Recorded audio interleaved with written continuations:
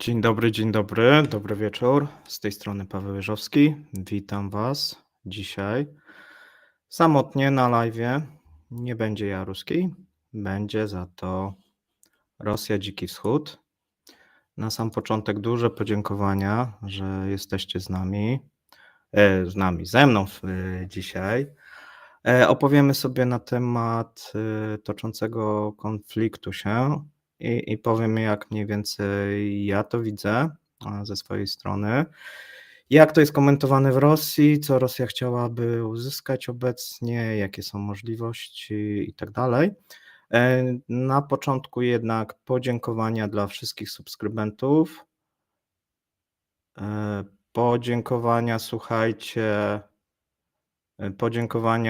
dla wszystkich osób, które nas wspierają kanał. Zapraszam do lajkowania, zapraszam również do komentowania. Często pytacie się, kiedy lajkować. Dla nas jest to obojętne, czy lajkujecie od początku, czy od połowy, czy od końca. Jeżeli pytacie o algorytmy lubią. Jeżeli to nie jest zupełnie na samym początku, tylko od któregoś momentu, mówi się, że od którejś minuty i tutaj różnego rodzaju urban legend na ten temat chodzą. Natomiast my sobie przejdziemy może już do meritum i powiemy, słuchajcie, jak to wygląda. Przygotowałem około takich 10 pytań, na które postaram się odpowiedzieć, jak ja to mniej więcej widzę. Na sam koniec, przy 10. punkcie, odpowiem na Wasze pytania. Tak naprawdę chciałem zacząć od punktu drugiego, czy Rosja potrzebuje rozejmu i na ten temat troszeczkę więcej opowiedzieć, natomiast na sam początek jednak wypadałoby powiedzieć troszeczkę na temat kontrofensywy, ofensywy ukraińskiej, bo wydaje mi się, że tutaj jest sporo nieporozumień i panują jak gdyby dwa typy odpowiedzi. Jeżeli się pytamy polskich ekspertów, albo wojskowych, albo geopolitycznych, to albo uzyskujemy odpowiedź, że ukraińska ofensywa poniosła klęskę, albo uzyskujemy odpowiedź, że nie było tej ofensywy, tak? Nikt chyba nie przyznaje, że ofensywa ukraińska odniosła sukces. No i teraz z czego, słuchajcie, to wynika i te oceny? Oceny wynikają najczęściej z tego, czy patrzymy na ten aspekt militarny, czy też patrzymy na ten aspekt polityczny. Bo jeżeli chodzi o aspekt militarny, no to nie można powiedzieć, że ofensywa ukraińska poniosła klęskę, dlatego że jeżeli porównujemy straty ukraińskie versus straty rosyjskie, no to widzimy, że Rosjanie podczas ofensywy ukraińskiej ponieśli większe straty, jeżeli chodzi o sprzęt, jeżeli chodzi o ludzi. I to była taka nietypowa ofensywa, bo widzieliśmy też, że Ukraińcy cały czas trzymali dosyć duże odwody i nie atakowali dużą ilością wojsk. Na samym początku była jakaś taka próba przełamania, a potem ta ofensywa, można powiedzieć, w wielu momentach się sączyła, na wielu kierunkach. I tutaj nie mieliśmy jakiegoś takiego stanowczego uderzenia, które obserwowaliśmy po stronie Rosjan, ale to za moment. A więc mieliśmy sytuację taką, że Ukraińcy cały czas próbowali wykrwawiać Rosjan. No i ostatnio mamy wypowiedzi też dosyć moim zdaniem niefortunne ze strony ukraińskiej armii na temat przyznawania się do porażki i do tego, że porażką było założenie, że można wykrwawić rosyjską armię, że ta armia poniosła 150 000 powiedzmy rannych i zabitych w tym czasie, no i to normalnie powinno doprowadzić do załamania, w przypadku Rosjan nie doprowadziło. Myślę, że w jakimś stopniu był to taki cel, który dopiero został narzucony później. Na samym początku jednak Ukraińcy próbowali przełamać tą rosyjską obronę. Oczywiście sporo wojskowych zastanawiało się, dlaczego akurat na tym froncie i dlaczego na Zaporożu. Odpowiedź chyba dosyć prosta. Jeżeli by się udało, no to mogłoby to w pewien sposób być game changerem. Natomiast wielu zakładało, że ten kierunek będzie bardzo trudny, okazał się faktycznie trudny. Ukraińcy w którymś momencie zorientowali się, że lepszą taktyką jest jest powolne wykrwawianie Rosjan. Natomiast nie doprowadziło to w tym momencie do załamania ani morali tych rosyjskich, ani również do załamania rosyjskiej armii. Tak? Nie widzimy tego. Natomiast widzieliśmy ostatnio próbę kontrofensywy, która zaczęła się w rejonach Kupiańska, potem mieliśmy Awdijiwkę i widzieliśmy, że Rosjanie próbowali coś ugrać jeszcze przed zimą. Natomiast w przypadku odpowiedzi na to pytanie, jeżeli popatrzymy na te polityczne aspekty, to ukraińska ofensywa poniosła klęskę, dlatego że się nie udało złamać tego korytarza i Ukraińcy chcieli mieć sukces i stali się też, można powiedzieć, w jakimś stopniu zakładnikami jesiennego sukcesu, swojej jesiennej ofensywy. Tutaj część obserwatorów spodziewała się, że być może czynnik X, być może jednak nieudolność tej armii rosyjskiej spowoduje, że również uda się ta ofensywa, jeszcze przy założeniu, że jakaś część sprzętu jest tą częścią zachodnią, nowo dostarczoną i dzięki temu będzie łatwiej. Okazało się, że nie do końca. Jedyny patent Ukraińców to było powolne jak gdyby używanie artylerii i próba niszczenia wroga.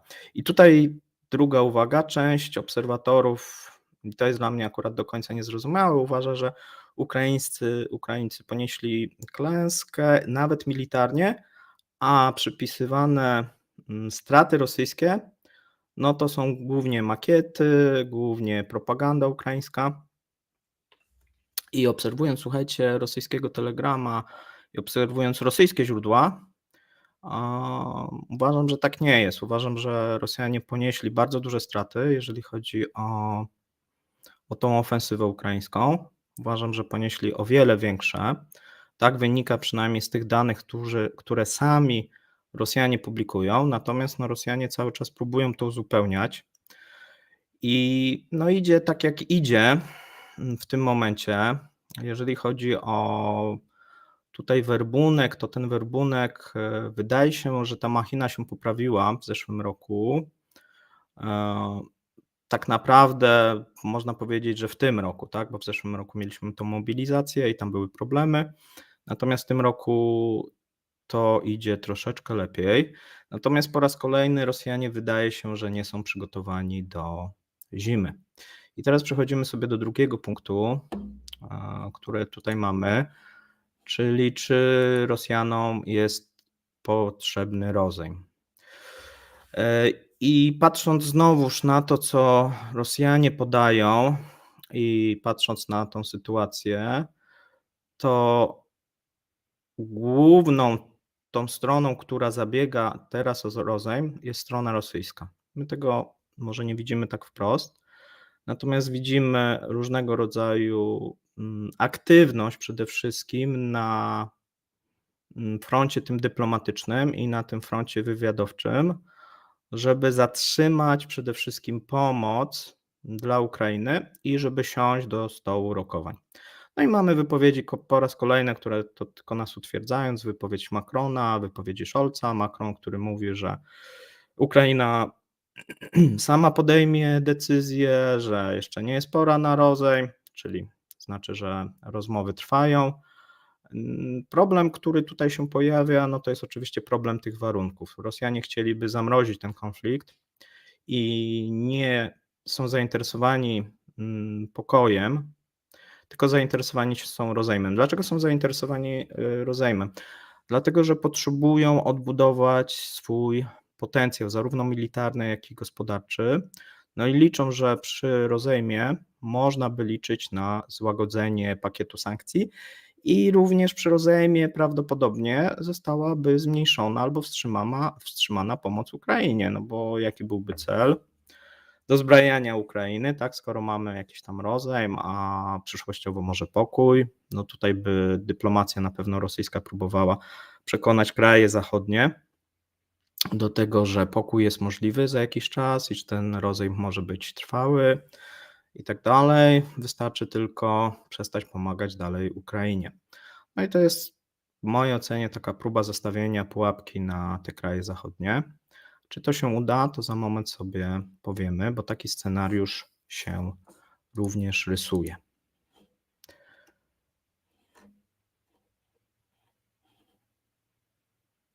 Tutaj widzę, że zadajecie pytania, to tak jak mówię, te pytania ja odpowiem sobie, pozwolę odpowiedzieć na samym końcu, a teraz sobie będziemy mówić o tych rzeczach, które nas czekają.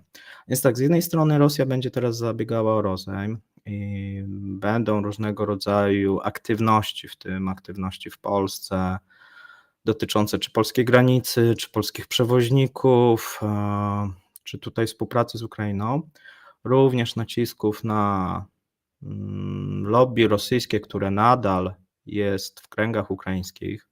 My cały czas jak gdyby zakładamy, że to są wrogowie.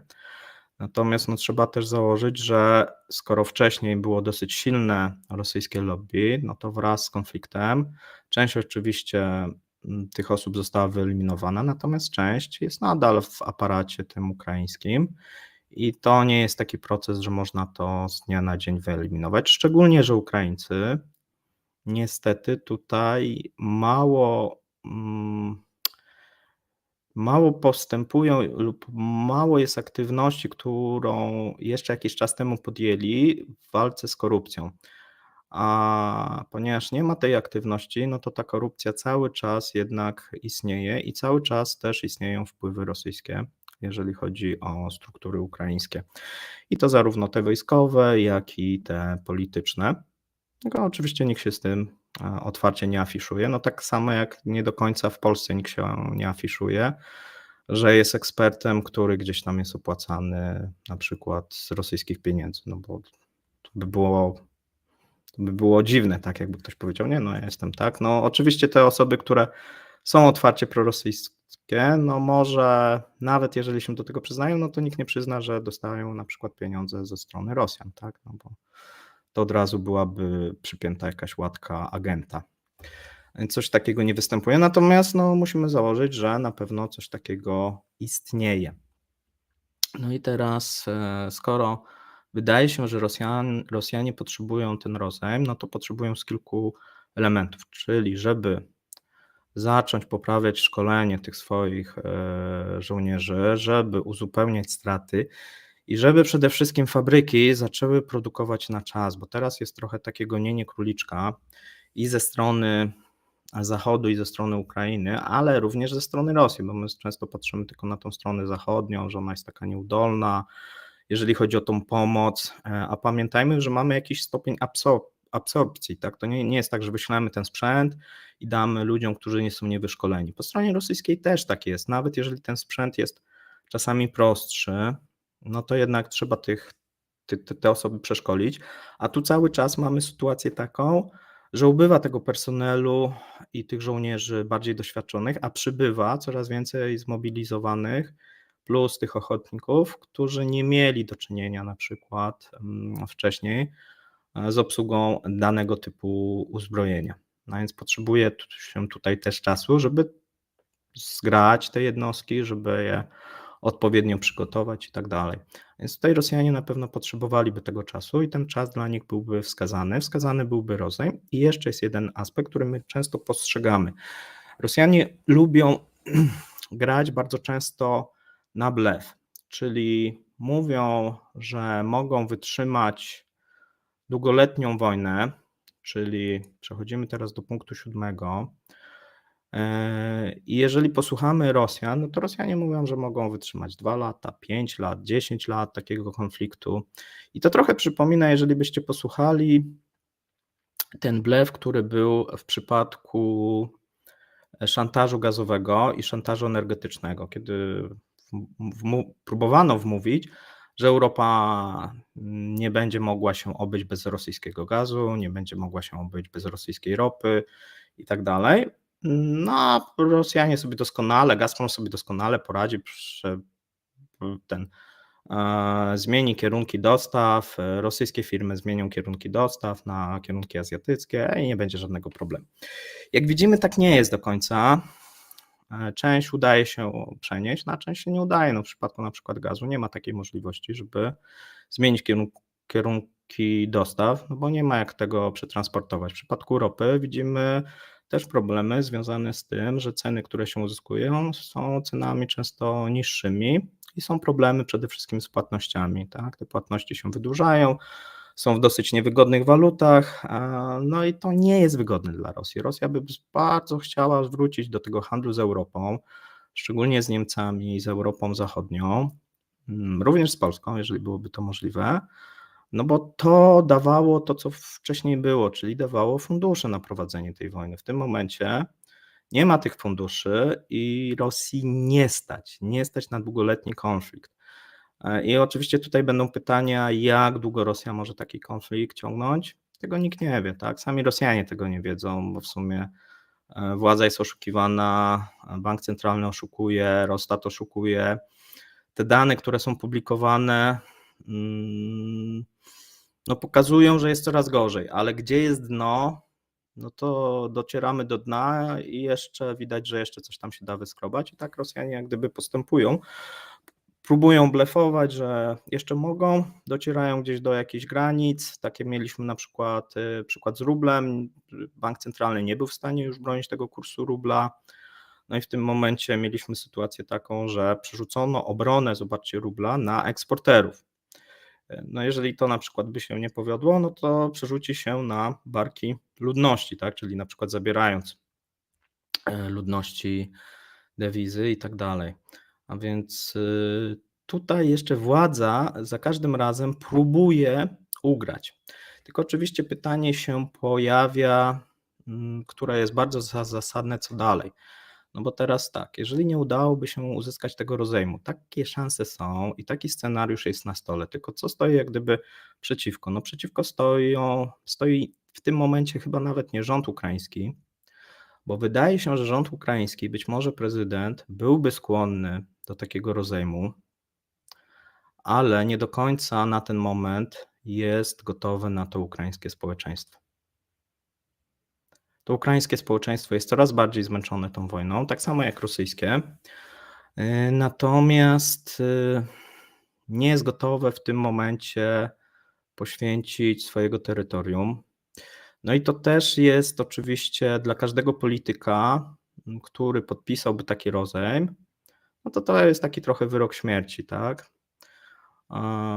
No pytanie, co oczywiście za to jakie byłyby profity, tak? No bo można by tu liczyć, że być może komuś by się to opłacało i tego wykluczyć nie możemy, natomiast no, w momencie podpisania no ta władza by od razu została zmieniona i prawdopodobnie by doszły inne kręgi do władzy.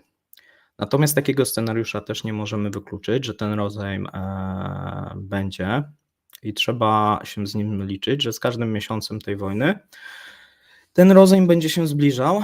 Dlaczego? Dlatego, że to społeczeństwo gdzieś będzie też zmęczone i zarówno po jednej stronie, jak i po drugiej stronie i być może Rosjanie będą w stanie coś poświęcić, a być może Ukraińcy. No i tak jak zawsze z takim rozejmem i z porozumieniem, tu żadna ze stron prawdopodobnie nie będzie do końca zadowolona. Oczywiście jest pytanie, w którym momencie ten rozejm jest zawierany. No i teraz mamy dwie rzeczy, które nas czekają. Pierwsza rzecz to w marcu mamy wybory prezydenckie w Rosji. I przed tymi wyborami prezydenckimi w Rosji Putin potrzebuje mieć albo rozejm, bo rozejm zostanie w Rosji uznany jako zwycięstwo Rosji, niewątpliwie. No chyba, że tam by było, prawda, oddanie korytarza, nie wiem, Donbasu, czy tam oddanie Krymu, no to nie. Ale jeżeli by, powiedzmy, został zamrożony na tym etapie konflikt i te tereny byłyby nadal we władaniu rosyjskim, to by zostało to uznane w Rosji za sukces. I z takim sukcesem Putin miałby poparcie społeczne.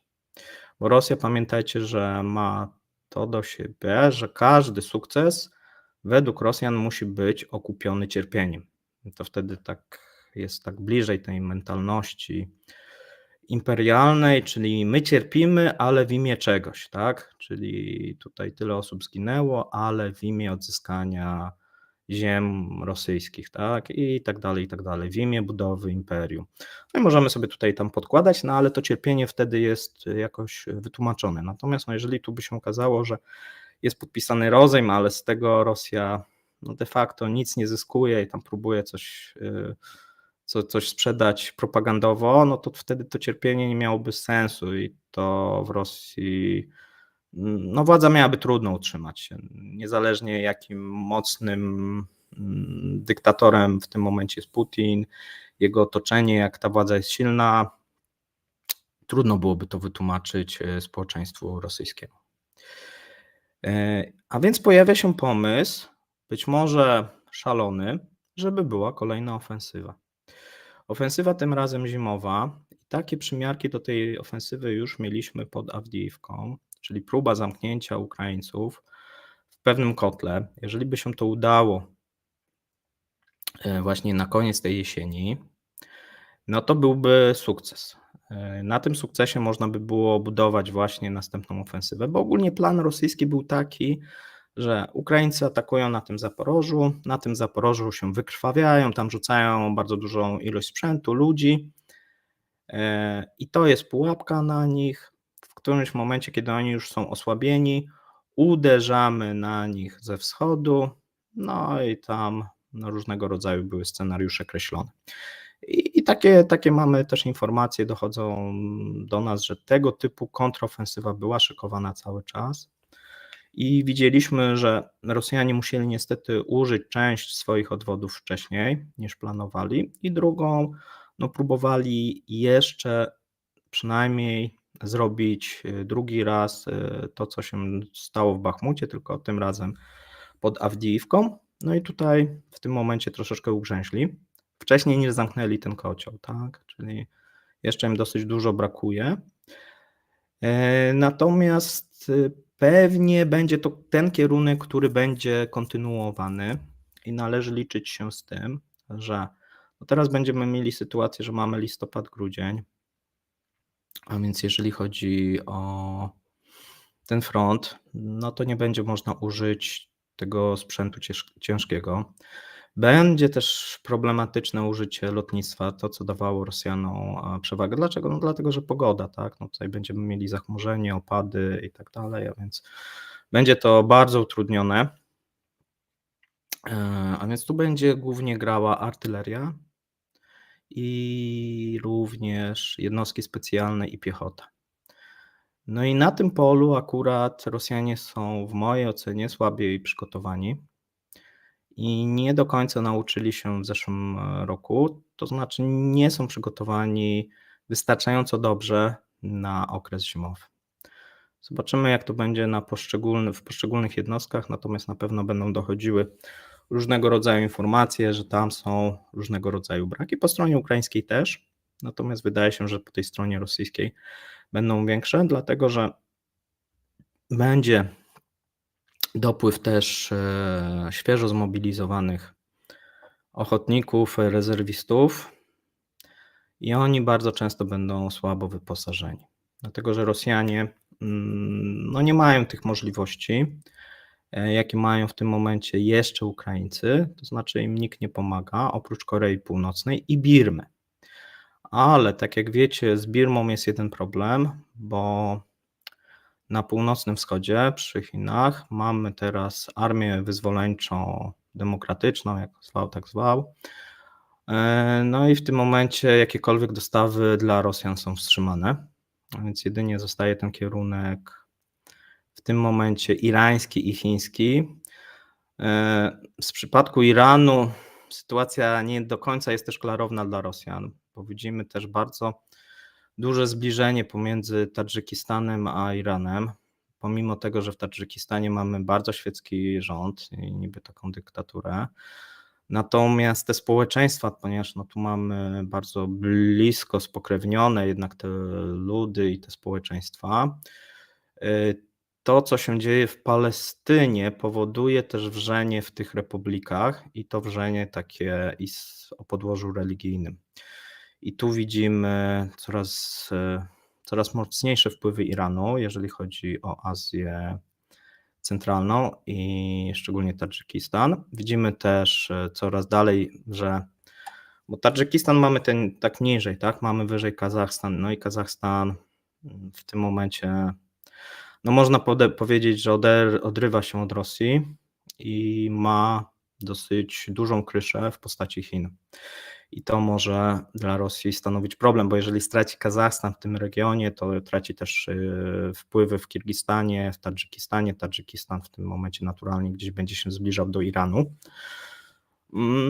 I to myślę, że na to Rosjanie nic nie będą w stanie poradzić. Tak, to się w którymś momencie wydarzy i będzie właśnie skutkiem zaangażowania na Ukrainie. I teraz jeszcze jedna rzecz. Jeżeli chodzi o tą ofensywę, próba ofensywy na pewno będzie. Na pewno będzie próba ofensywy zimowej, czyli żeby coś przed marcowymi wyborami pokazać jako sukces rosyjski. Tutaj na pewno nie może być tym sukcesem atakowanie ukraińskich miast i ukraińskiej infrastruktury krytycznej, bo takie próby będą, natomiast Ukraińcy w mojej ocenie już są gotowi, żeby odpowiedzieć. Mamy coraz więcej informacji na temat akcji sabotażowych sił specjalnych ukraińskich, jeżeli chodzi o zakłady zbrojeniowe. Jeżeli nawet mamy z dzisiaj, tak, mamy dosyć duży pożar w fabryce prochu, więc wydaje się, że Ukraińcy są w stanie atakować coś, co w zeszłym roku nie byli w stanie, czyli dosyć krytyczne fabryki, krytyczne transporty, a będzie pewnie gorzej w momencie, kiedy Rosjanie zaatakują, będą próbować atakować ukraińską infrastrukturę krytyczną, dlatego że Ukraińcy w mojej ocenie odpowiedzą.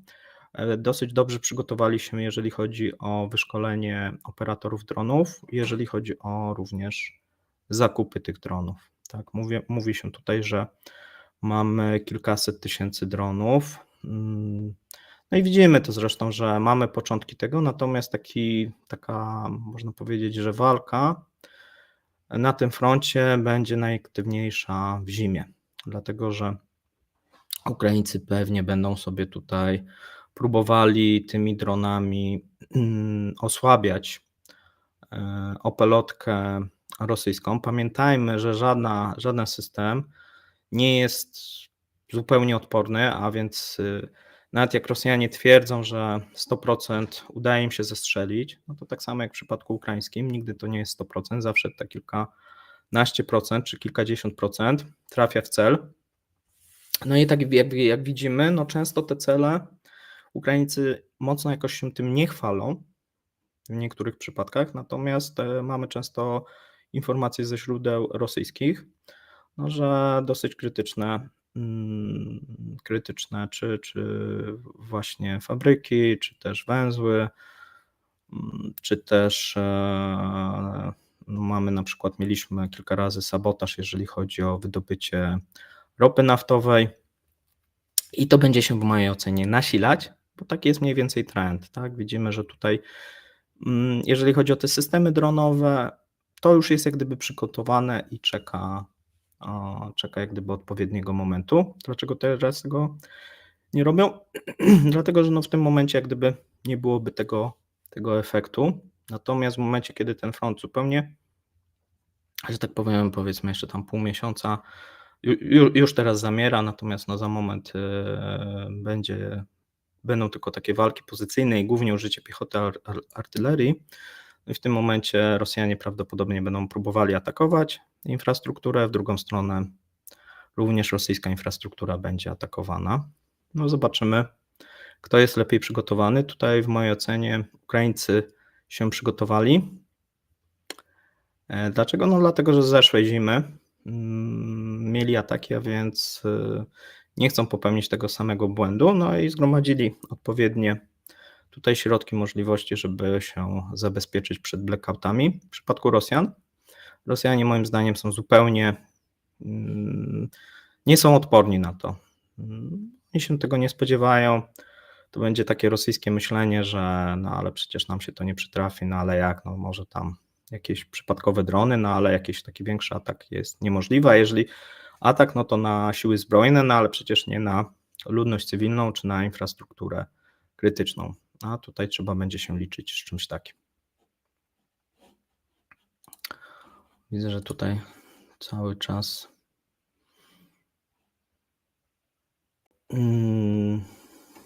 tak, cały czas widzę, że piszecie, potem przejdę do tych pytań. Teraz sobie, słuchajcie, przejdziemy do następnego punktu. On jest dosyć istotny. Czy Zachód porzuci Ukrainę i przestanie ją wspierać? Bo takie informacje dostajemy cały czas, że Zachód no już myśli, żeby porzucić, właśnie, że jest ten rozejm z jednej strony, z drugiej strony, że nie ma to sensu. I one są w dużej mierze podsycane oczywiście przez źródła rosyjskie, natomiast mają pewne podłoże merytoryczne. Mianowicie, no wszyscy jak gdyby patrzą na to, co się dzieje w Stanach Zjednoczonych, no i patrzą, kto wygra te wybory. No i tutaj wypowiedzi ze strony Trumpa i ze strony obozu MAGA, no nie nastrajają optymistycznie pewnie Ukraińców, no bo tam słyszymy, że trzeba zatrzymać tą pomoc i tak dalej. I nie widzimy też jak gdyby takiej klarownej polityki ze strony demokratów, bo demokraci się trochę szamoczą. Szamoczą się jeszcze, jeżeli chodzi o obecny konflikt na Bliskim Wschodzie. Bardzo wcześnie poparli Izrael, no i teraz muszą trochę tą żabę zjeść, bo nawołują cały czas do pokoju, no ale oczywiście to jest bezskuteczne. A z drugiej strony muszą wspierać militarnie Izrael. No i to trochę wychodzi mało przekonująco dla każdej ze stron, tak? Czyli zarówno są atakowani wtedy przez republikanów, jak i również rząd i obecna administracja jest atakowana przez swój obóz, tak? Który często jest właśnie propalestyński, nie? I oni nie za bardzo do końca rozumieją, dlaczego demokraci wikłają się i popierają w tym konflikcie Izrael.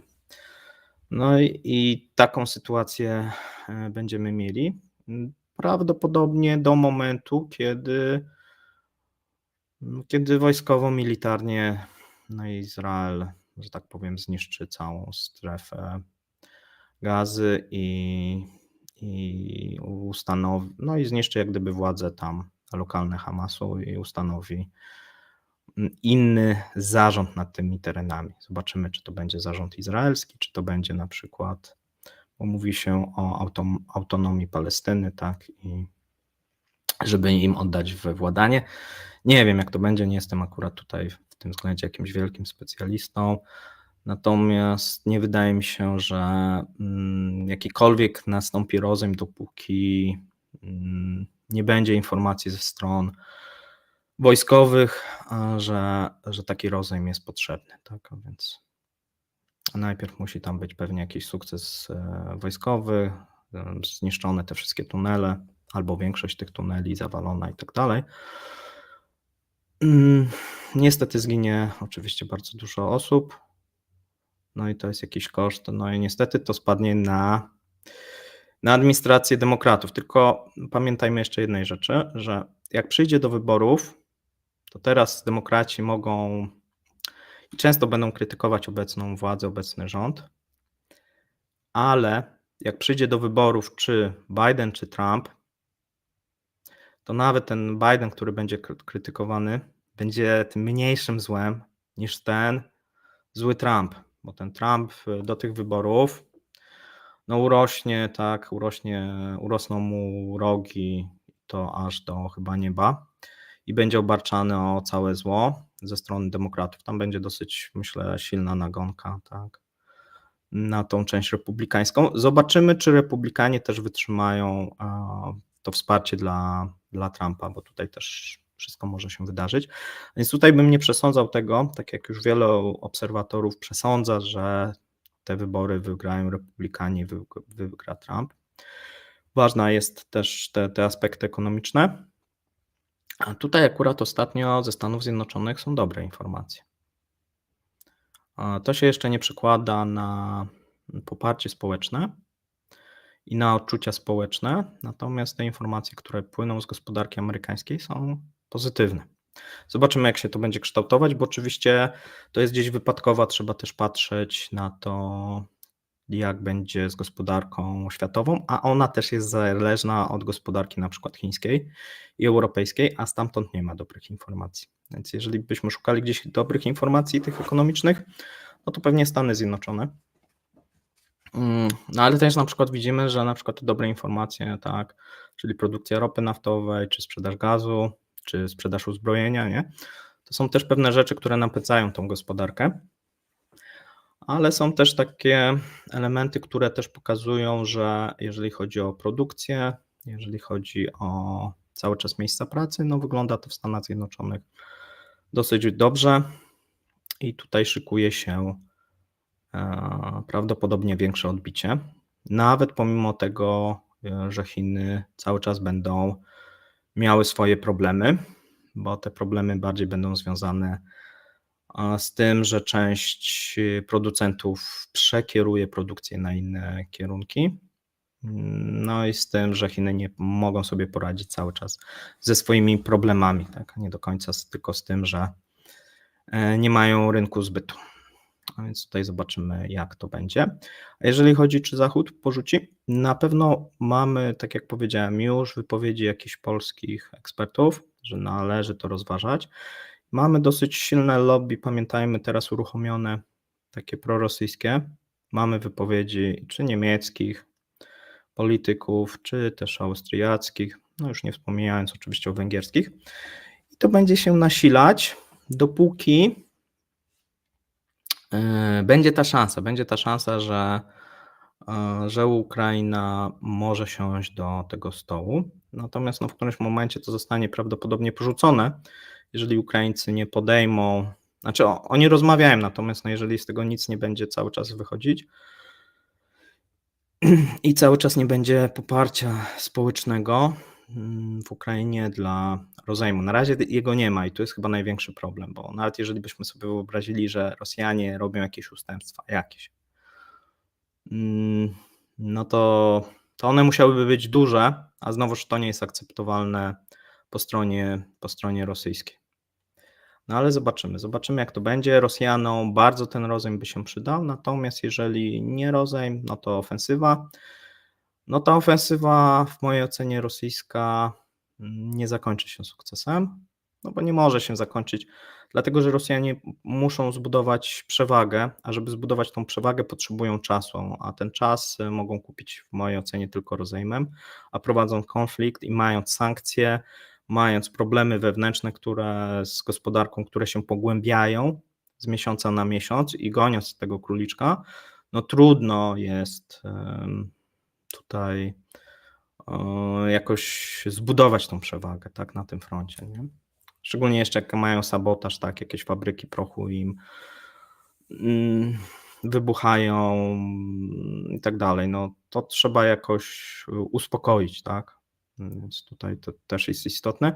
No i spróbować też tą gospodarkę w jakiś sposób no, poprawić, no bo teraz mamy taką sytuację, że jeżeli chodzi o tą gospodarkę, ona częściowo jest przekierowana na te elementy militarne, no ale pamiętajmy, że przecież w Rosji to często też jest takie nieporozumienie, że to, że Rosjanie dorzucają pieniędzy i ludzi, to się nie przekłada na broń do końca, tak? I na to uzbrojenie, no bo nie mają nowych fabryk, nie wybudowali nowych fabryk uzbrojenia, nie mogą wykorzystać, nie wiem, nie wiem, znaczy no próbują nam udowodnić, że piekarnie robią drony, jakieś mleczarnie, nie wiem, bomby, no ale no to tak brzmi jak brzmi, tak? No tutaj nawet żeby ten potencjał przemysłowy poprawić i nie wiem, fabryki samochodów zaczęły produkować broń, no to potrzeba jest czasu i technologii, tak? No i muszą sobie to kupić. A więc czy Zachód porzuci Ukrainie, przestanie wspierać? Taka szansa jest. Taka szansa jest, że to lobby prorosyjskie w którymś momencie wygra i przekona część elit zachodnich. Tutaj te elity zachodnie, pamiętajmy, że są podzielone, tak? Mamy z jednej strony Stany Zjednoczone, Anglosasów. Stany Zjednoczone mają te swoje problemy, tak? Czyli ten kurek pieniędzy troszeczkę jest przykręcony dla Ukrainy, ale to nie znaczy, że jest zamknięty. A jeżeli chodzi o Europę Zachodnią, Unię Europejską, no to wiemy, jak to wygląda. Tutaj jest trudność z podejmowaniem decyzji. I z jednej strony widzimy takie pozytywne, czyli te 2 kroki do przodu, ale 1 krok do tyłu, tak? Czyli Bundeswehra na przykład, która jest w opłakanym stanie, będzie, wszystko na to wskazuje, w przyszłym tygodniu zwiększać swój budżet i w końcu przekroczy 2,1. Ale z drugiej strony, jeżeli patrzymy na dostawy na przykład konkretnego uzbrojenia na Ukrainę, no to widzimy cały czas dosyć duże opóźnienia, nie? No i tutaj też Ukraińcy cały czas tak naprawdę w tym momencie liczą na pomoc Niemiec. A jeżeli chodzi o ten obecny ukraiński rząd, w tym momencie jak gdyby nawet można powiedzieć, że przestawił się z oczekiwania na pomoc amerykańską na tą pomoc niemiecką. Jak na tym wyjdzie? Zobaczymy.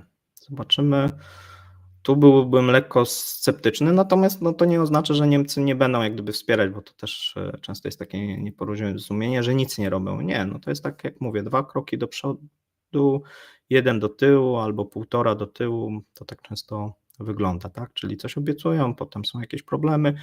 Często te problemy są faktyczne, tak? No bo ta Bundeswehra jest w opłakanym stanie, jeżeli popatrzymy na armię Europy, no to jedna z gorszych w tym momencie, jeżeli chodzi o swój potencjał. Pomimo dosyć dużych środków, tak jednak, które były kierowane. No i teraz mamy punkt 5, bo pojawia się taki pomysł i myślę, że ten pomysł będzie coraz mocniej wspierany, czyli wykorzystanie rosyjskich funduszy, które są w tym momencie zamrożone. Tutaj już mamy ze strony Stanów Zjednoczonych pierwsze uchwały, jeżeli chodzi o Izbę Reprezentantów. I ze strony, myślę, amerykańskiej to będzie kierunek, który będzie nadawany. Ze strony europejskiej wszystkie kraje mówią, że tak, no ale jak słyszymy to, co się dzieje, powiedzmy z tych przecieków, no to szczególnie Politico lubi dawać jakieś informacje na ten temat, no to widzimy, że głównie Niemcy, Francja i Belgia są na nie. Znaczy ogólnie są na tak, ale poszanowanie prawa, ale to nie jest takie łatwe i tak naprawdę czekają na Stany Zjednoczone. Inne kraje, myślę, że to w którymś momencie nastąpi. Natomiast no, będzie ten proces jeszcze potrzebował czasu i pewnie będzie na zasadzie takiej, że będzie próba cały czas wygospodarowania tych pieniędzy na pomoc, tu będą problemy i koniec końców sięgnie się po te zamrożone fundusze, bo w tym momencie te fundusze są, a Rosjanie z drugiej strony, pamiętajmy, że cały czas nacjonalizują, zabierają te fundusze zachodnie, spółki zachodnie, przejmują zarządy i tak dalej. A więc tutaj ze strony Unii Europejskiej w którymś momencie również nastąpi odpowiedź, no tylko jak to zwykle w przypadku Unii wymaga to pewnie czasu, 1000 konsultacji, wet, sprzeciwu Węgier, wykluczenia Węgier i tak dalej, i tak dalej. Więc ja obstawiam, że coś takiego nastąpi, kiedy, nie wiem, wydaje mi się, że na początku przyszłego roku. No i punkt 6.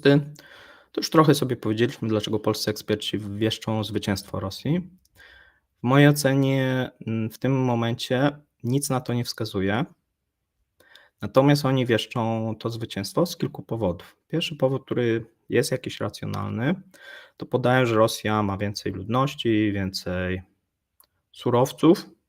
Do tej pory mówili, że pieniędzy, no ale teraz trochę tak średnio, chociaż ostatnio też wracają teraz, że pieniędzy, ponieważ jak gdyby jeżeli Ukraina by została odcięta od tych funduszy zachodnich, no to oczywiście Rosja zdobyłaby dosyć dużą przewagę, no i kwestią czasu byłoby jej pewnie zwycięstwo. Natomiast no tutaj jest też taka wiara, którą sami Rosjanie mają, czyli że jeżeli będą wystarczająco długo cierpieć, to cierpienie przyniesie jakiś efekt. No i tu tak samo polscy eksperci uważają, że to jest kwestia tak naprawdę czasu, że w tym momencie ten konflikt zostanie wygrany. Tylko trzeba sobie odpowiedzieć, co dalej. No bo wyobraźmy sobie, że Rosja wygrywa. No i co? W tym momencie następuje pokój, rozejm, Europa siada, dogaduje się z Rosją. Prawdopodobnie tak nie do końca byłoby, pewnie częściowo tak. Natomiast Rosjanie, czy porzuciliby projekt imperialny? No pewnie nie. I to jak gdyby z dwóch powodów. Pierwszy, no skoro to przyniosło jakiś sukces, to cierpienie i te wyrzeczenia, no to trzeba to kontynuować. I drugi element, Rosjanom będzie bardzo trudno teraz przestawić swoją gospodarkę, która w wielu wypadkach produkuje uzbrojenie, no bo kto ma teraz kupić to uzbrojenie? Europa nie kupi, tak? Kraje azjatyckie, jakieś afrykańskie, no może, ale mało. A przestawienie na produkcję cywilną powoduje olbrzymią recesję i zapaść gospodarczą. Czyli jeżeli teraz nastąpiłoby właśnie jakiś rozejm, wyobraźmy sobie, Rosjanie kończą, powiedzmy, ten tak duże wydatki, no bo zwróćmy uwagę, że Rosjanie poświęcają ponad połowę swojego budżetu na zbrojenie. No i teraz oni przestają przeznaczać. No i z jednej strony pozytywnie, no bo są pieniądze na jakieś inne rzeczy, ale z drugiej strony te fabryki, które produkowały uzbrojenie, będzie im bardzo ciężko na przykład wejść na rynek z powrotem i konkurować z produktami innymi rosyjskimi, a często z produktami chińskimi, które są tańsze i lepszej jakości. Więc oni nie są konkurencyjni, trzeba by ludziom zmniejszyć pensje, trzeba się przystosować. To jest bardzo trudne i to jak gdyby jest możliwe oczywiście, natomiast no, spowodowałoby olbrzymią recesję. Trwanie teraz w tym konflikcie i następne zbrojenie, no też jest szkodliwe dla gospodarki. Dlatego, że wyobraźmy sobie, że ten projekt imperialny nie jest skończony, Rosja cały czas się zbroi. No i co? Będzie napadać na kolejnego sąsiada? Nie wiem, odzyskiwać republiki nadbałtyckie? Gdyby rozumiecie, to ma też swoje granice, tak? Tutaj Rosjanie nie mają, wbrew temu, co polscy eksperci mówią, nieskończonych możliwości, nieskończonych zasobów. Te zasoby są skończone. To widzimy, nawet jeżeli chodzi o siłę tą roboczą. W tym momencie nie ma kto pracować w tych fabrykach. Nie mają wystarczającego ilości personelu, nie wystarczających ekspertów, nawet żeby budować to uzbrojenie, nie mówiąc o jakichś zaawansowanych rzeczach. A więc to nie jest proste, więc potrzebują, tak jak mówię, najlepiej rozejmu, natomiast jeżeli ten rozejm nie nastąpi i będzie ten imperialny i tutaj to też nie będzie tak, że bez tego rozejmu, że tak będzie łatwo, powiedzmy, podbić tą Ukrainę, bo nawet jeżeli Ukraina będzie miała ograniczone jakieś fundusze, no to cały czas będzie krwawić, będzie się bronić, Rosjanie będą się tam na przykład posuwać, nie? Ale to będzie okupione dosyć dużymi ofiarami, no i cały czas pogarszającą się gospodarką. No i to jest trochę taka pułapka, tak? Pułapka dla strony rosyjskiej. No i teraz patrzymy też w drugą stronę, bo jaką alternatywę mają Ukraińcy? No Ukraińcy w tym momencie, jeżeli podpisują rozejm, no to stają się takim powoli państwem kadłubkowym.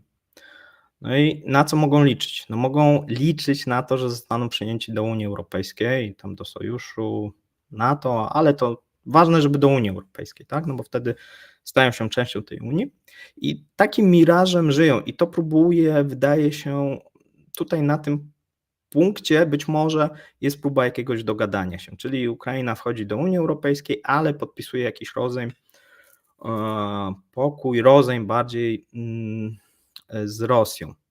Tylko czy to jest też realne? Czy to nie są też mrzonki, bo czy Unia Europejska jest w stanie przyjąć kraj, który ma rozejm i tlący się konflikt i wziąć na siebie ten problem? No wydaje się, że nie. Wydaje się, że to będzie mamienie Ukraińców, że zostaną przyjęci, stowarzyszeni bliżej, ale końcowo nie. Trochę taki kazus z Turcji. Turcja też była mamiona, że tam kiedyś, że wejdzie do Unii Europejskiej, no ale ponieważ ma swoje te problemy, no i też jest jednak dosyć takim dużym krajem i tutaj dla Unii Europejskiej to byłoby dosyć duże wyzwanie. Nigdy nie została do tej Unii przyjęta, a stowarzyszona, tak jak wiemy, dosyć długo była. W przypadku Ukrainy możemy mieć podobne, że będą jakieś umowy stowarzyszeniowe już pierwszego rzędu, drugiego rzędu, 10. rzędu, ale koniec końców gdzieś ta Ukraina będzie poza Unią Europejską. I tak to wygląda. I w co gra ukraiński prezydent? Ukraiński prezydent wydaje się, że gra w to, żeby przetrwać politycznie. Wydaje się, że dosyć mocno jednak wierzy, albo chce wierzyć, że tą szansą dla Ukrainy, nawet poświęcając swoje terytorium, jest ta Unia Europejska i wstąpienie do tej Unii Europejskiej. No jeżeli założymy, że jest to niemożliwe, no to trochę ta układanka się robi trudniejsza, no bo trzeba trwać w tym konflikcie, licząc na to, że coś się wydarzy. I trochę tak jak Rosja trwa i liczy, że Zachód wymięknie, no to trzeba liczyć, że Rosja wymięknie. Ktoś powie, nie, no to jest niemożliwe, no jak Rosja wymięknie. I tutaj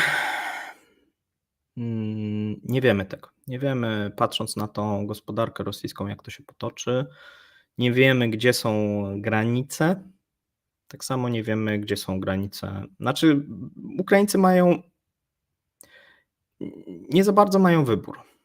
Tak, bo ten wybór, który teraz próbuje Zełenski, no to wchodzimy do Unii Europejskiej, próbujemy jakiś rozejm, nie w tym roku, to w przyszłym, być może coś tam stracimy, ale będziemy w tym Unii i ja przejdę do historii jako ten, który wprowadził Ukrainę do Unii.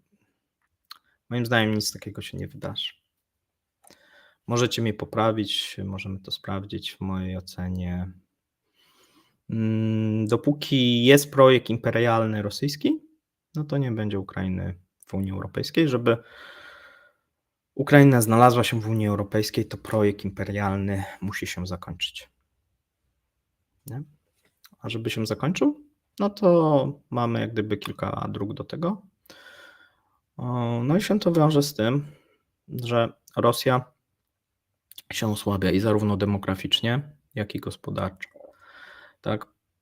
Widzimy te napięcia, które są budowane w tym momencie na Kaukazie, w Azji Centralnej, to one za jakiś czas dadzą o sobie znać i tutaj bym widział prawdopodobnie osłabienia tego imperium, nawet nie na Ukrainie, nie na tym froncie militarnym, tylko w tej Azji Centralnej, gdzie ten projekt imperialny wydaje się, że przegra, bo musi przegrać. Tak? Tutaj państwa ościenne są zbyt silne, tendencje odśrodkowe są zbyt silne, Rosja gospodarczo w tych regionach jest coraz słabsza i tu będzie na pewno ten teren, który będzie Rosja będzie musiała oddać.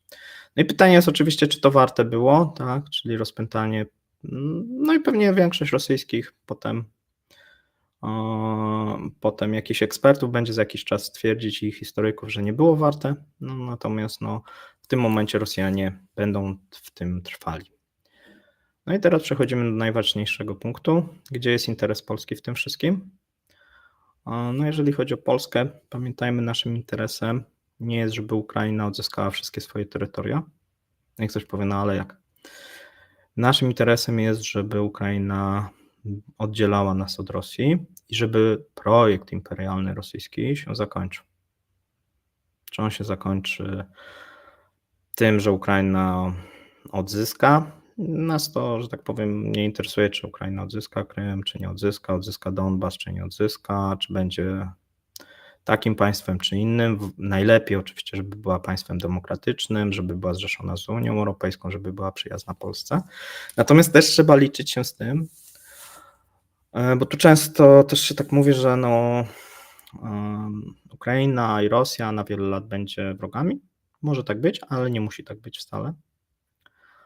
Może być, scenariusz może się tak źle potoczyć, że tutaj ten projekt imperialny może zwyciężyć. I Polska powinna zrobić wszystko, żeby się to nie ziściło, no bo to jest jak gdyby zagrożenie. No i też bije w Unię Europejską, w jedność tej Unii Europejskiej, no bo następnym krokiem, no to prawdopodobnie jest ze strony właśnie Rosji próba osłabienia Unii Europejskiej i rozbicia, tak, tego tworu, który sam w sobie jest słaby, ale jest jedyny, który Europejczycy do tej pory wymyślili. Nie? No bo jeżeli nie mamy Unii Europejskiej, to mamy powiedzmy narodowe państwa i każdy sobie. I trochę tak jest, trochę w tej Unii Europejskiej.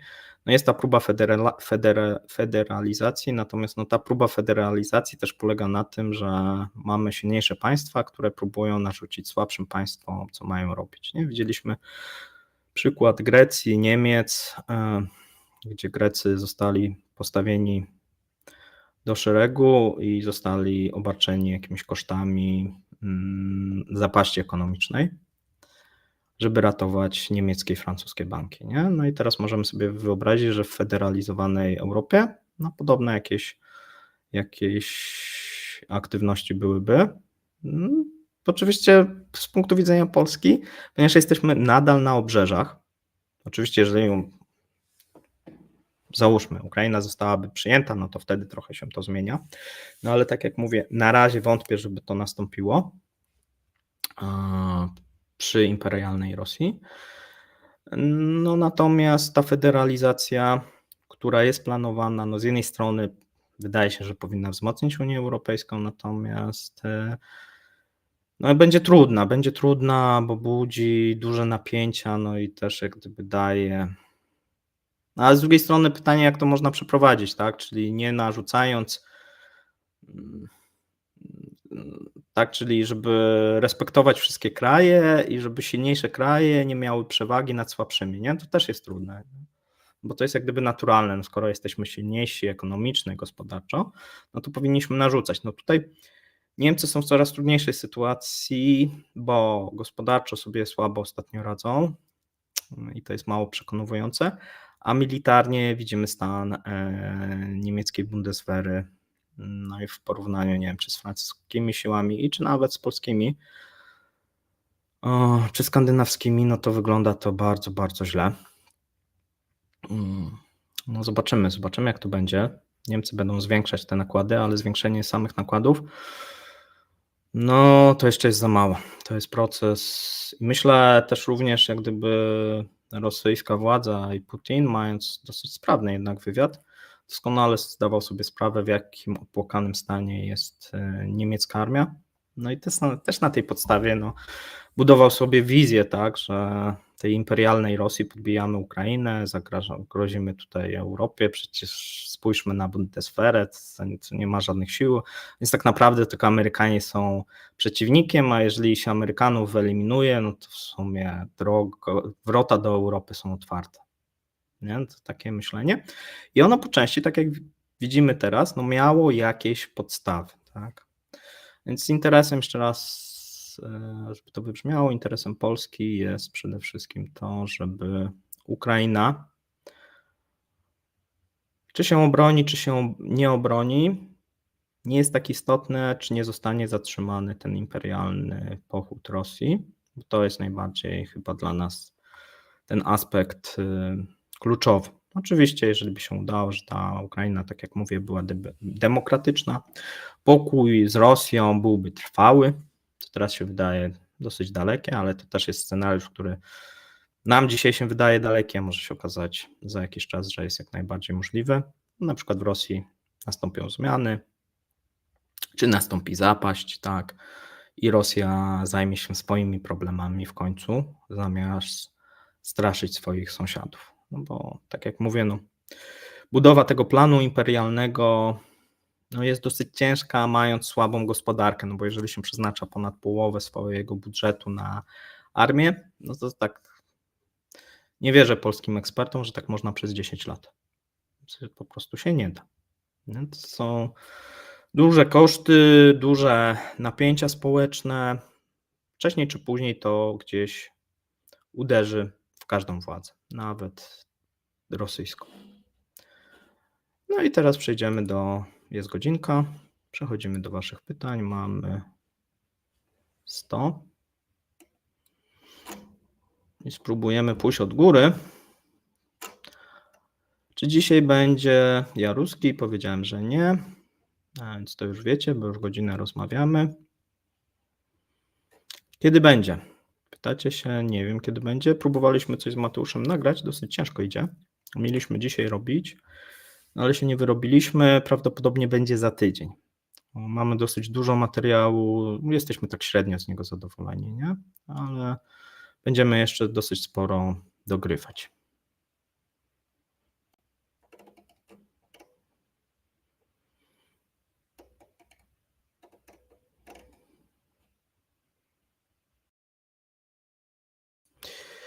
I jak pan skomentuje tezę w rosyjskiej propagandzie, mianowicie w Polsce jest czysto, na wsiach są drogi asfaltowe, ponieważ Związek Sowiecki zainwestował w PRL. Ja widzę często te rosyjskie, jest sporo Rosjan, którzy na przykład mieszkają w Polsce, czy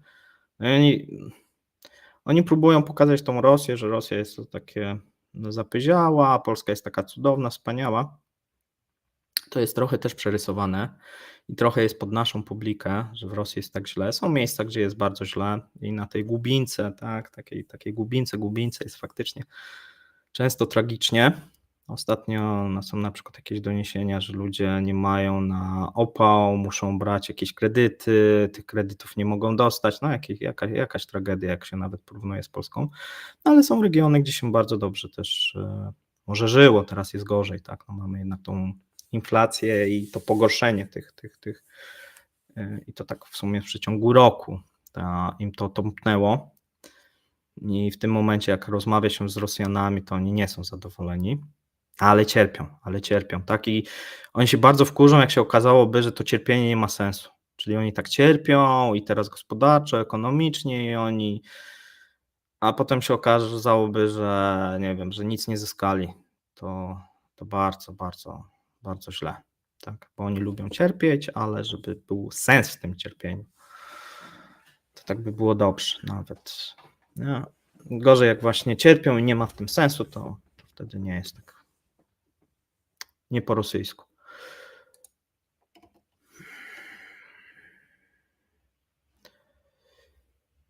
Tak, dzisiaj mamy Narodowe Święto, więc jeszcze raz, już na samym początku mówiłem na czacie, wszystkiego najlepszego, więc dlatego też taki trochę wątek dzisiaj i też o tym, gdzie my w tym wszystkim jesteśmy. Pytanie, kiedy rubel będzie ponownie w okolicach, znaczy dolar chyba w okolicach 100 rubli. No w tym momencie wygląda na to, że to eksporterzy ratują tego rubla i są zmuszeni do sprzedaży. Kiedy to mogłoby nastąpić? No zobaczymy, co będzie z ropą, bo mamy 3 tygodnie osłabienia tej ropy. Ja zresztą mówiłem Wam, że ta ropa będzie się osłabiać, jak tylko się ta sytuacja gdzieś w gazie, że tak powiem brzydko, unormuje, no ona się jakoś niestety dla Palestyny unormowała, bo nie mamy nowej eskalacji, a dane podażowe pokazują, że mamy nowe dostawy z Iranu, nowe dostawy z Iraku i nowe dostawy ropy ze Stanów Zjednoczonych. Tu Łukasz Skiba publikował. Ja zresztą wcześniej też widziałem te dane. Mamy rekordowe zapasy. No jest wiele jak gdyby rzeczy, słabe dane z Chin, które wskazywały, że tak będzie. No ale oczywiście eksperci w stylu Ernst Young mówili 150, tak, nie, na początku listopada. No i mamy tyle, ile mamy. Też mówiłem, że będzie jakaś korekta, tak, czwartek, piątek, no i akurat też się to sprawdziło. Zobaczymy, jak będzie w przyszłym tygodniu. To wszystko też zależy od tego, jakie informacje będą spływać, nie? Bo jak patrzymy na ten moment, no to wszystko wskazuje, że ropa będzie się osłabiać, a więc jeżeli by się okazało, że nie będzie jakichś nowych informacji, które by wzmacniały ropę,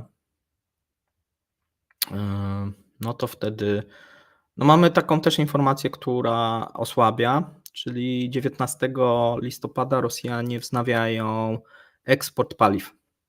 To też nie pomaga tym cenom, bo wtedy tych paliw będzie jednak więcej na rynku, niezależnie gdzie one dopłyną.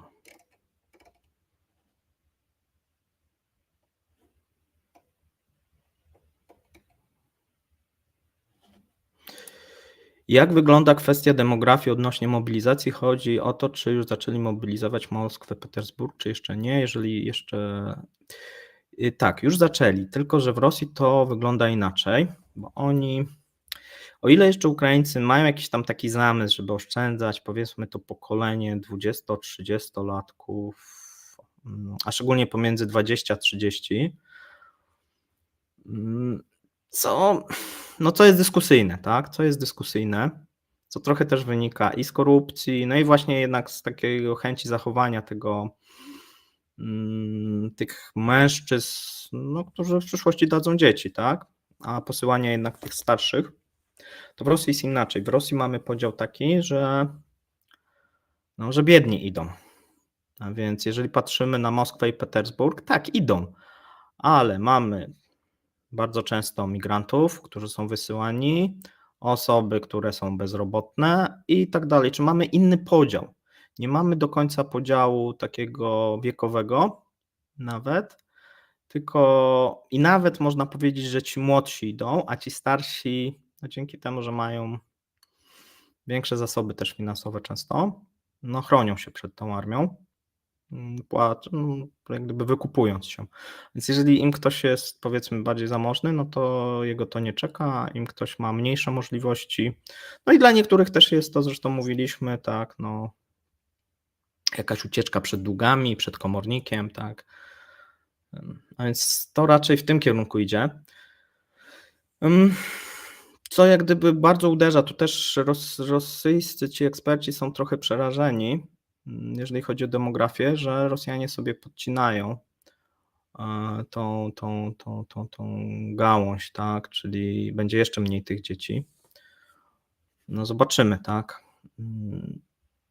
Zobaczymy. To też nie jest tak do końca, że tylko na przykład migranci, bo też takie, że tylko migranci, tylko z tej Buriacji, z Jakucji. Nie, oni próbują oczywiście, natomiast stamtąd pewne już zasoby się skończyły i z tej części europejskiej jak najbardziej są w tym momencie Rosjanie wysyłani, natomiast no tak jak mówię, jest to bardziej podział taki ekonomiczny. Nie?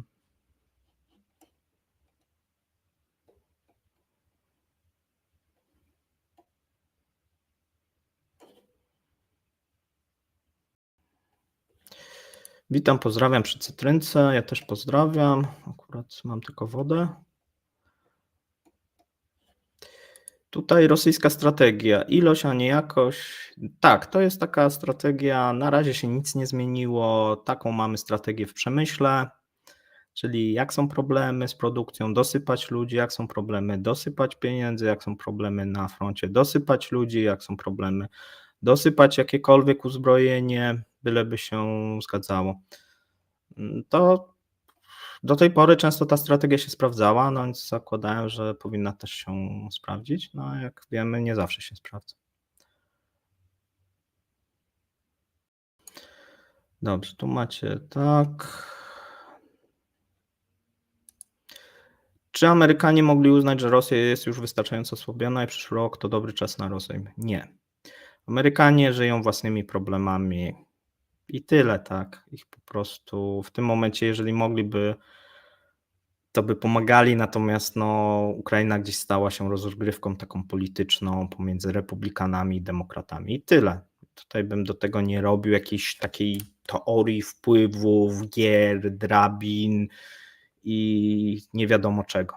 No, po prostu tak jest, tak. I w tym momencie może zdarzyć się, że republikanie dojdą do władzy, będą próbowali się dogadać z Rosją, dostaną nie. Może się okazać, że będą kontynuować albo jeszcze bardziej dozbroją, tak, Ukraińców. Więc tutaj ja bym nie wykluczał żadnego ze scenariuszy.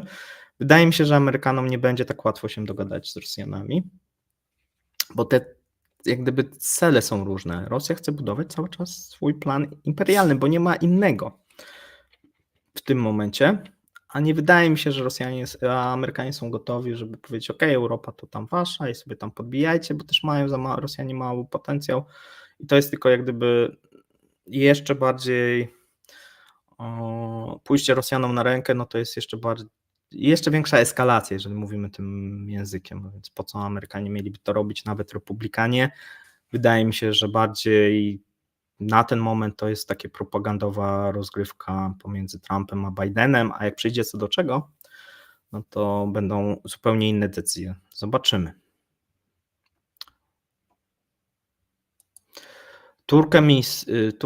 Turkmenistan, czy ma ochotę się oderwać?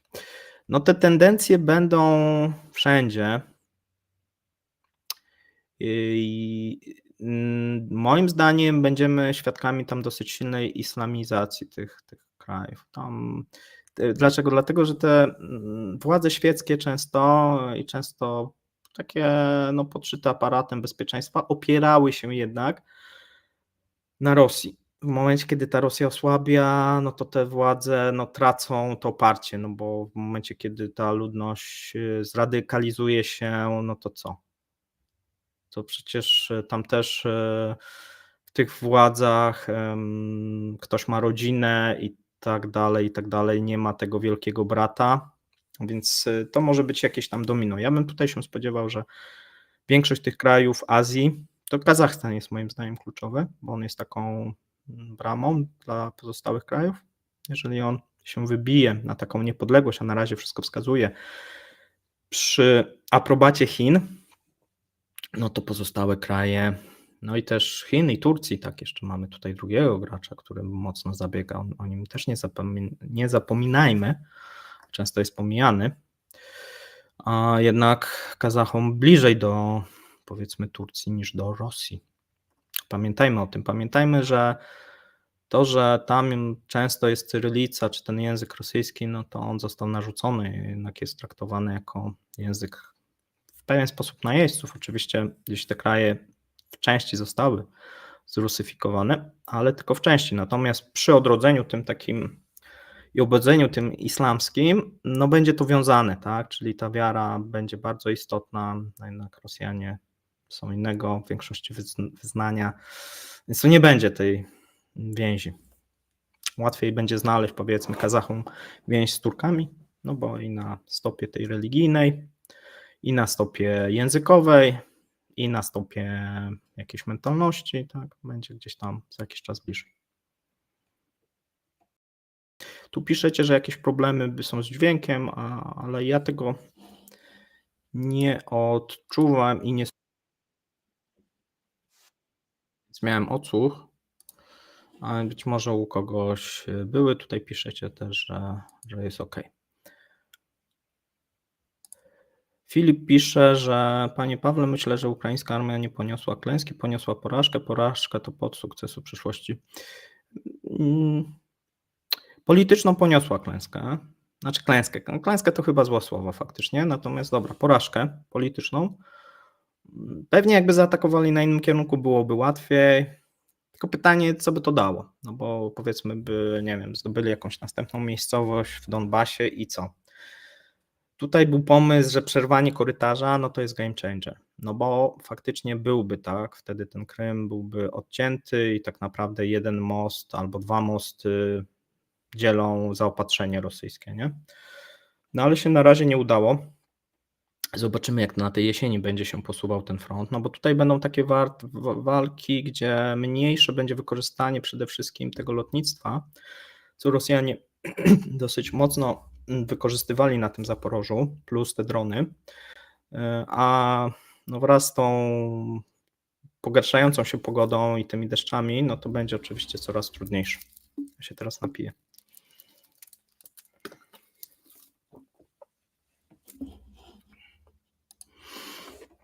Widzę, że jest 1000 osób. Słuchajcie, taka prośba, jeżeli możecie polecić kanał, jeżeli możecie też udostępnić, to prośba o udostępnienie. Jeżeli ktoś nie lajkował, ma taką ochotę, to teraz też jest dosyć dobry czas.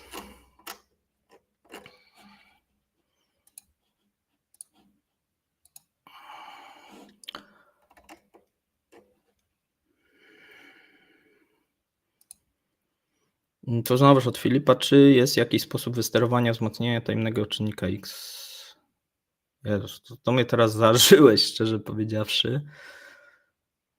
Mm, no jest, tak. No im większe będą tak naprawdę różnego rodzaju obostrzenia i zerwane więzi gospodarcze, no to ten czynnik X będzie wyższy, no bo widzimy to, co robi bank centralny, gdzie nawet tam się zakradł w mojej ocenie ostatnio czynnik X. I różnego rodzaju posłowie, którzy na przykład chcą tylko dopuszczać towary, na przykład zakazać importu równoległego i tylko żeby były dostępne albo import równoległy tylko dostępny, jeżeli takiego towaru odpowiednika rosyjskiego nie ma, co jest jakimś takim typowym zderzeniem się ze ścianą, tak, no bo to daje jak gdyby monopol, tak, no i czynnik jakiś proinflacyjny, no najgorsze, co możecie tam wstawić, to pewnie można.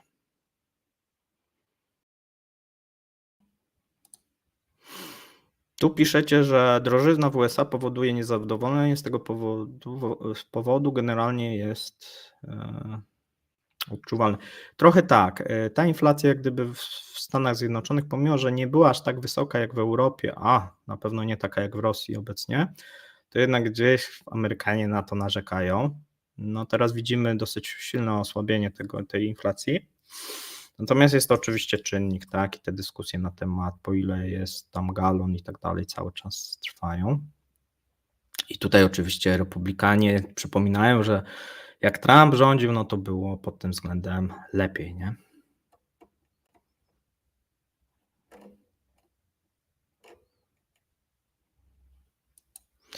Rosja nie ma siły walczyć z Polską jeszcze z NATO, więc jedyne co im pozostaje to użycie broni jądrowej. To jest złe założenie. To jak gdyby Rosja nie. To jakby tak zakładać, to nie miała prawa i sensu atakować Ukrainy, nie będzie miała prawa atakować republik nadbałtyckich, czy wywołać właśnie konfliktu z NATO. To jest złe myślenie. Jeżeli byśmy tak myśleli, no to byśmy myśleli właśnie tak jak Niemcy. W sumie tam my jesteśmy, nie no Rosja, nie, no przecież to jest nieracjonalne, przecież NATO jest potęgą i tak dalej. Nie, myślę, że to jest złe myślenie, tak? Nie powinniśmy tak myśleć. Użycie broni akurat jądrowej nic nie daje. Bo to jest jak gdyby zaoranie Rosji, tak, szczególnie użycie jej w Europie, nie?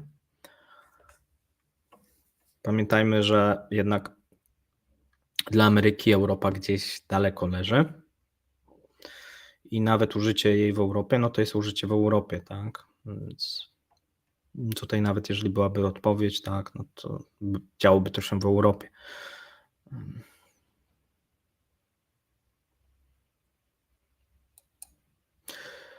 Czy to nie jest tak, że Rosja pcha i robi wszystko, co się da, żeby pozbyć się tych, którzy nie utrzymują się z socjału, renty, emerytury, bo spora liczba osób, mniejsze wydatki? Gumisiek, dobre pytanie, ale nie. No Rosja robi wszystko, żeby mieć coraz więcej takich osób, bo mamy weteranów, mamy te osoby, które wracają, mamy coraz wyższą przestępczość, mamy te mafie kaukasko-rosyjskie. No w tym momencie w mojej ocenie wręcz nawet się zwiększa. Jedynie co im się zmniejsza, to, że podnieśli wiek emerytalny i tu im się pod tym względem, to jest jedyna rzecz, ale to nie jest związane z tym konfliktem. Więc jeżeli patrzymy na konflikt, to przybędzie, bo nawet wypłaty żołdów, wypłaty rent wojennych, wypłaty odszkodowań, nawet potem utrzymanie, no wcześniej był ten mąż, jaki był, taki był, poszedł, był wojskowym, zginął i co, i te rodziny gdzieś tam będą jeszcze żyły z tej renty, ale potem z czego mają żyć i tak dalej, szczególnie, że nie wiem, żona nigdy nie pracowała. Nie, to raczej wpycha wręcz. W mojej ocenie akurat taki konflikt wpycha.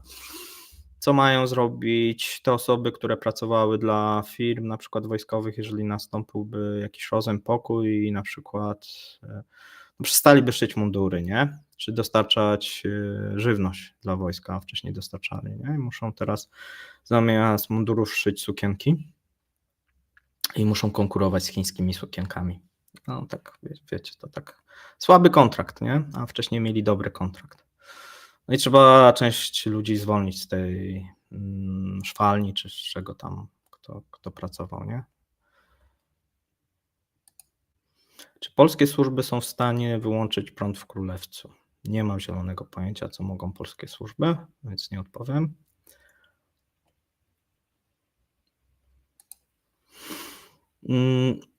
Tutaj piszecie, że Ukrainie broń może dostać, szybciej im się ludzie skończą, demografia wrogiem Unii Europejskiej. No, demografia to jest wrogiem wszystkich w tym momencie, oprócz powiedzmy Indii i jeszcze tam kilku krajów. Natomiast ja tak źle nie oceniam, bo Ukraińcy tam biją na ten alarm, że brakuje teraz żołnierzy. Na ten moment im nie brakuje. W tym momencie cały czas jest kwestia absorpcji tej broni i to po obu stronach, bo co z tego, że dostarczymy tą broń, ale trzeba jeszcze tych ludzi wyszkolić. To potrzeba na to czasu. Damy czołg, no ale ktoś musi umieć obsłużyć ten czołg, ale nawet nie chodzi o czołg, no to musi być wpięte w system tych ludzi, no to trwa. Tak samo dostarczenie uzbrojenia to jest dopiero początek. Dlatego gdzieś tam te kraje stawiały właśnie na szkolenie tych kadr ukraińskich. Jak to wyszło? No różnie, tak? Raz wyszło lepiej, raz wyszło gorzej. Jak to idzie po stronie rosyjskiej? No idzie gorzej, tak? Więc oni często dostają to, oni się uczą w tym momencie tak praktycznie od starszych jakichś tam kolegów, którzy ich wysyłają i jak przeżyją, no to wtedy się uczą, nie? Jak nie przeżyją, no to znaczy, że się nie nadawali. No to trochę tak wygląda. Więc na ten moment to ta demografia, ona w którymś momencie pewnie będzie istotna, natomiast Rosjanie tutaj nie mają aż takiej przewagi, jak się próbuje też nam wmówić, dlatego że tak jak mówię, no na ten moment oni bazują na tym, że wysyłani są bardzo często te osoby, które są mniej zamożne, albo nawet sami się decydują. Natomiast w którymś momencie się to skończy. I wtedy no, zacznie się problem, jeszcze większy pewnie niż w Ukrainie, dlatego że no, w Ukrainie no, jednak bronią tego swojego terytorium, swojego państwa, a jednak przekonać tych bardziej zamożnych Rosjan albo takich, którzy coś tam mają do tego, żeby iść na front i bronić Rosji, ale przed kim? Przed NATO, to tak mało przekonujące. W tym momencie jest przekonujące, że można zarobić i można wyrwać się z długów, tak, to jest przekonujące, no ale w którymś momencie też no, ten zasób też może się skończyć, chociaż Rosjanie robią, żeby on cały czas był wyższy, no bo dokręcają tą śrubę ekonomiczną, no więc można na to też różnie patrzeć.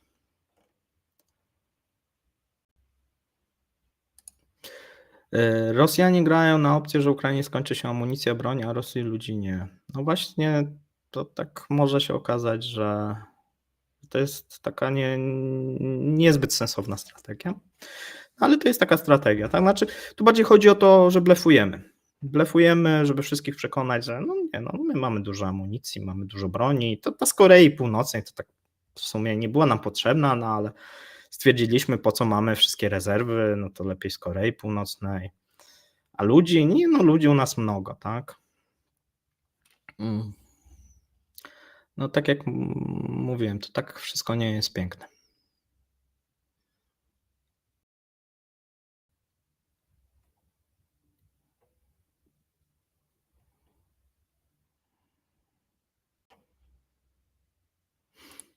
No tutaj właśnie Piotr Szybicki pisze dobrze. Reżim na razie łapie osoby, które łatwo jest złapać.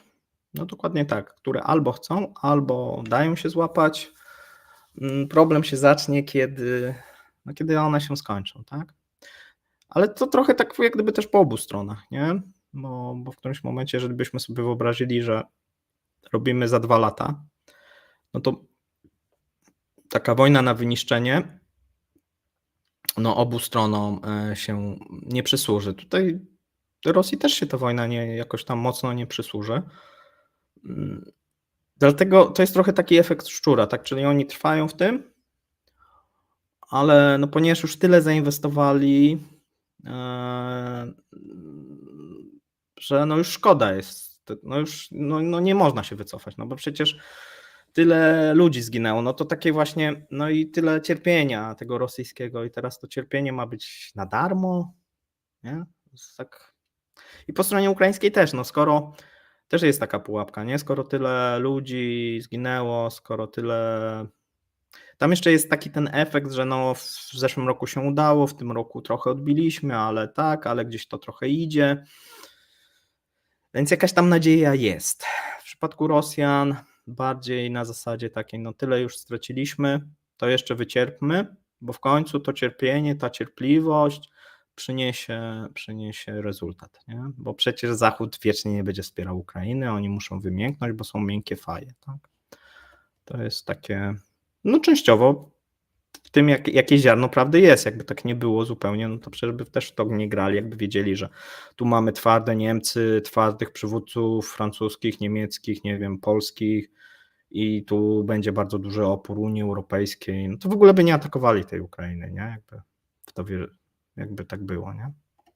Ponieważ wierzyli, że no mają dosyć Unię Europejską, która jest słabym tworem, i przywódców, no, którzy są dosyć słabi i raczej nie są skłonni do prowadzenia wojen, tak? Będą dążyć do pokoju, do rozejmu. No to skoro tak, no to chcieli to wykorzystać.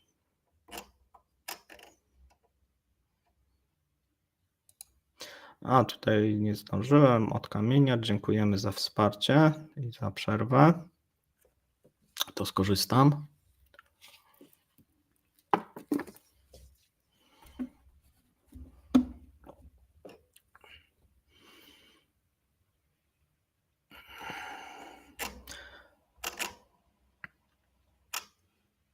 No dobrze, to już myślę, że powoli jeszcze 3 minuty i będziemy powoli kończyć. Kiedy nastąpi zakręcenie kurka z gazem Węgrom i czy się do tego przygotowali? Tak, Węgry próbują się do tego przygotować, ale słabo im idzie. Kiedy to nastąpi? No na koniec 2024 zapewne. Zapewne, ale do tego czasu jeszcze się dużo może wydarzyć. Na razie te Węgry coraz bardziej chyba irytują Niemców. No i są tendencje, zobaczymy co z tego wyjdzie, obejścia tych Węgier. Tylko z jednej strony no możemy jak gdyby to oczywiście popierać, ale z drugiej strony no może to być też jakiś niebezpieczny precedens, jak to zwykle w Unii, jeżeli się okaże, że można obchodzić weto danego państwa, to może w innych sprawach też będzie można. Zobaczymy, natomiast trochę wydaje mi się, że też Węgry mogą być użyte właśnie do tego, żeby pokazać, że czasami warto obejść to weto i mając ten wyłom będzie łatwiej wprowadzić tą federalizację, tak, i skończyć z tym wetem, nie? Czyli pokazać, ok, zobaczcie jak to jest szkodliwe na przykładzie Węgier i tutaj tego szkodnika i tego złego, żeby potem to próbować przenieść na inne obszary. Jakieś mam takie dziwne tutaj odczucie, że to tak się może skończyć.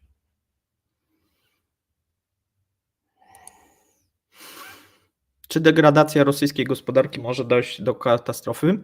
Najbardziej prawdopodobna obecna katastrofa to jest z wyciekiem ropy naftowej, ponieważ używane są dosyć stare tankowce, często są problemy, jeżeli chodzi o przeglądy, jeżeli chodzi o załogę, tu bym upatrywał.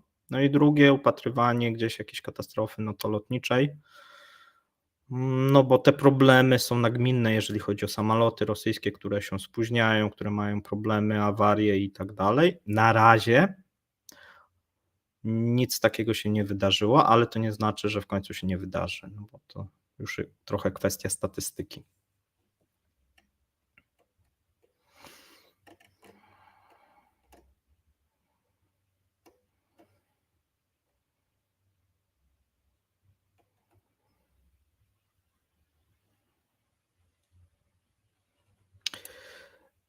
Z tego, co mówię, że bez względu, czy Rosja będzie kontynuować wojnę, czy zawsze pokój, to czeka ich zapaść ekonomiczna. W mojej ocenie tak. W mojej ocenie zapaść ekonomiczna, znaczy inaczej, jest jeden warunek, żeby to się nie wydarzyło. Czyli możemy sobie wyobrazić pomoc zewnętrzną, czyli na przykład jest rozejm i jest plan, zaraz coś powiem, nie, no przecież to jest niemożliwe, plan Marshalla dla Rosji, nie? Czy jakiś plan taki pomocowy ze strony Zachodu. I to jest jedna z opcji. A druga opcja, plan pomocowy, ale ze strony na przykład Chin. Tylko że ze strony Zachodu na ten moment to taki scenariusz mało prawdopodobny, a ze strony Chin też mało prawdopodobny, dlatego że Chiny, jak mówiliśmy wczoraj, dzisiaj mówiliśmy rano, no borykają się też z dosyć dużymi niespłaconymi pożyczkami. Teraz co, będą pożyczać Rosji?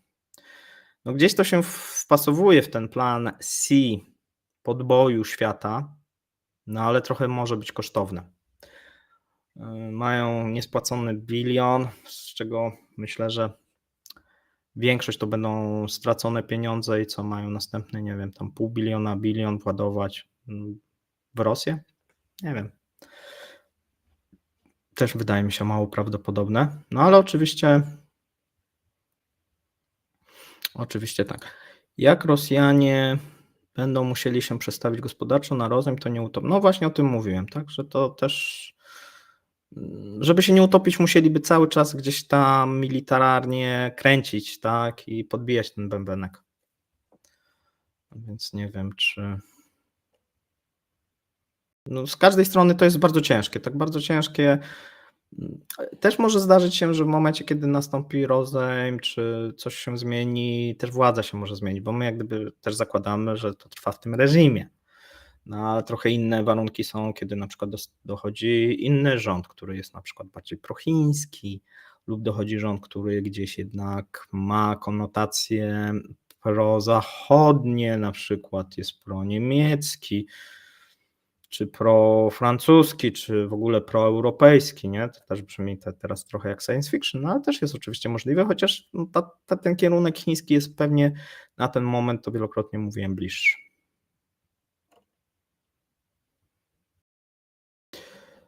No i tu jest dobry, tak, Rosji się wojna nie przysłuży, ale no, znaczy, no, obecny reżim trwa, no bo to jest efekt tego szczura, nie ma też pomysłu, no dobra, no okej. Podpisujemy, no ale jak? Jak z tego wyjść? Jak teraz z tego wyjść z twarzą przez ten reżim? No bo jeżeli założymy, że jest inny rząd, no to on oczywiście może powiedzieć, nie, no to tamci źli, ten zły Putin i tak dalej. My nie chcemy tego kontynuować, my jesteśmy ci dobrzy. Natomiast w przypadku obecnego reżimu, no trudno, tak? Trudno jest z tego jak gdyby wyjść jakoś sensownie.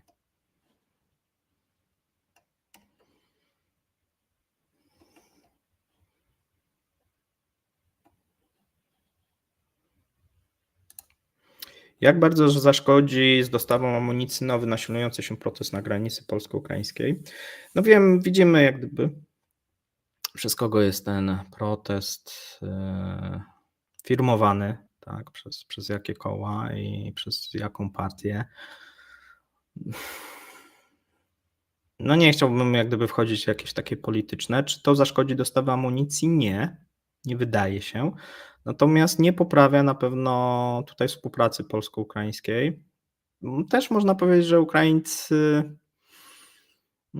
oni przyjęli też taką, w mojej ocenie, dla siebie szkodliwą postawę negocjacyjną. Z kimkolwiek, cokolwiek negocjują, to próbują z pozycji siły.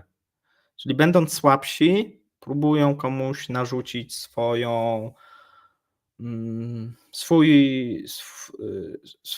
jak gdyby swoje stanowisko i potem z tego schodzić.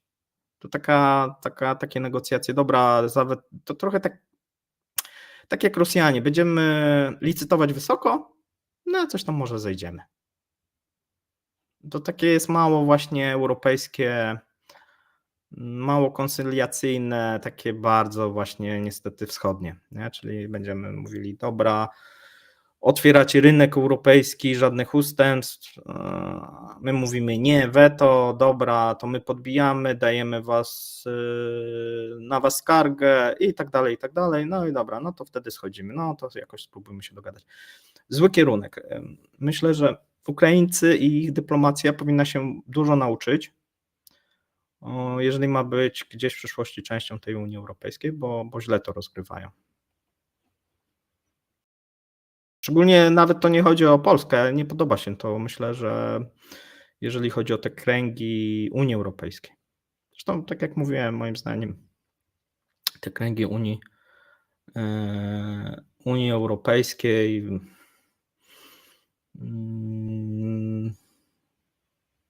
myślę,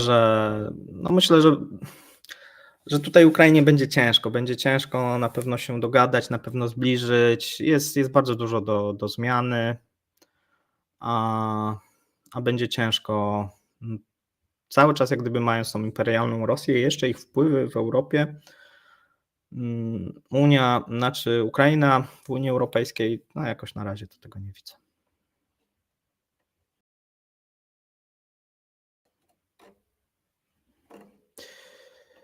Dobra, słuchajcie, już jest po 10, więc myślę, że na większość pytań chyba wam odpowiedziałem. Jeżeli na coś nie odpowiedziałem, jeszcze spojrzę na jakieś tam ostatnie.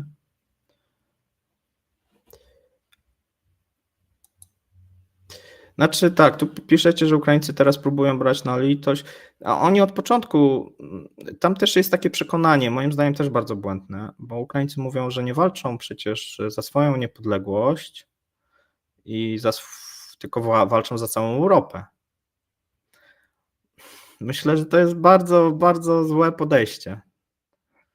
Bo jak tak powiedzmy, nie wiem, zapytamy we Francji, w Hiszpanii, powiedzmy, mamy wywalone, tak jakaś tam Ukraina jest gdzieś na jakichś obrzeżach Rosji. Rozmawiałem na przykład z jakimś tam Hiszpanami, mówię, oni nie rozumieją tego konfliktu, o co tam chodzi. To jest jakiś wewnętrzny chyba konflikt, nie? No więc to jest bardzo złe myślenie, znowuż takie myślenie z punktu widzenia, że kogoś, kto mieszka w Ukrainie, że przecież on walczy za Europę. Nie, on walczy za siebie, on walczy za swoją rodzinę, walczy za swój naród, a nie za żadną Europę. Nie dodawajmy czegoś, czego nie ma.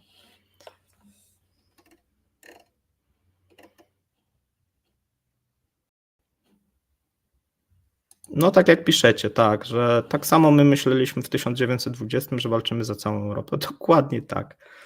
Dokładnie takie jest, tak. No my wtedy broniliśmy przed tą zarazą bolszewicką, nie, i tak dalej, no a wtedy powiedzmy we Francji, mówię, dobra, tam niech zajmą się tą część tego imperium rosyjskiego, nie. Więc to trochę jest podobnie, tak, no tutaj myślę, że nikt jakoś się tam tą Ukrainą w tym momencie nie przejmuje, no zawsze dopóki to zagrożenie gdzieś jakby się gdzieś nie zbliży, no wiadomo, jeżeli ta Ukraina by padła, tak, i powiedzmy by gdzieś dalej eskalował konflikt, no to wtedy te kraje powoli zaczęłyby się interesować, można powiedzieć, szczególnie te dalsze. I tyle. Dobrze, słuchajcie, to minęła już 10. Mamy 1,5 godziny ten program, materiał. Dziękuję ślicznie, że byliście ze mną w ten sobotni wieczór. Jeszcze raz wszystkiego najlepszego z okazji Dnia Niepodległości. Mam nadzieję, że za rok się spotkamy i będziemy już omawiać inne kwestie, tak? Być może ten konflikt się zakończy, a być może będą pozytywne informacje, tak? Zobaczymy, jak to będzie wyglądać przez ten rok. Mam nadzieję, że cały czas polscy politycy będą myśleć o polskim bezpieczeństwie, tak? I tutaj nie będziemy nigdy zagrożeni. A ja ze swojej strony dziękuję, życzę Wam spokojnej nocy i słyszymy się jutro na podsumowaniu tygodnia. Trzymajcie się, cześć.